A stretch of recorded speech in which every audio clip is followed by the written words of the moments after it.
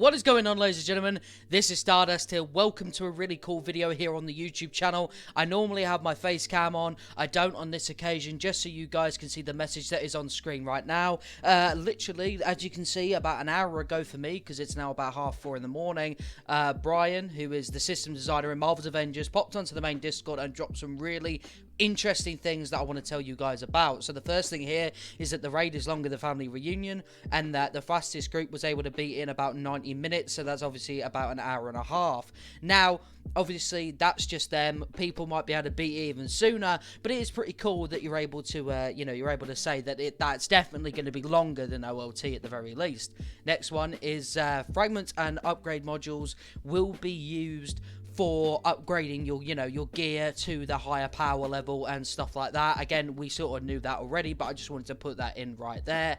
And then I decided to pop up and I said I'd be curious to see how gear consumption would work, as of course the raid is going to have a one and done per week per hero. So if I don't like, say, 2 gear pieces I get, would that only level my current gear twice? It's an interesting thing. It's going to be cool to see, because of course, people who don't know, you have to, in the raid gear, you can consume it to level up your current pieces, so you don't necessarily just have to use the upgrade modules and fragments. At least that I believe that's the case. I could be totally wrong.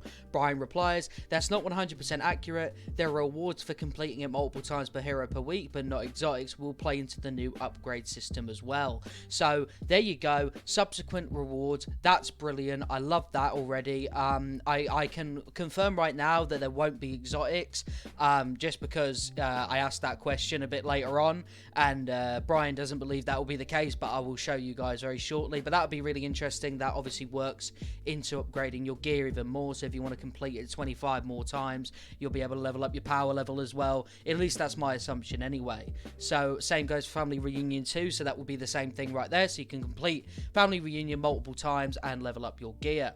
Then Brian said, I do believe the elite difficulty mode does have some exclusive perks, but Alex would know for sure. I asked Brian, I said, will exotics be different depending on elite and normal? Will there be exclusive perks for elite? And Brian confirmed it right there, that it probably will, but the gear guy is the person to talk to.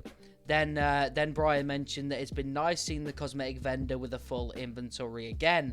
We moved a little bit away from the conversation, and Brian confirmed that a Cosmetic Vendor will most likely have a full inventory again, so that's really sweet. So at least we know Chastity is going to have a maximum inventory, and you'll definitely have more things to spend units on. So for everyone who's played the game, who's not been able to buy any cosmetics from Chastity, have an insane amount of units. So I wonder what this means. Perhaps maybe his gear will then be, you can buy it for units, or maybe exotics and stuff like that. Maybe there's going to be even more things to purchase with units. Either way, I'm quite excited for that. Maybe we can purchase resets with our units so we can have something to grind for.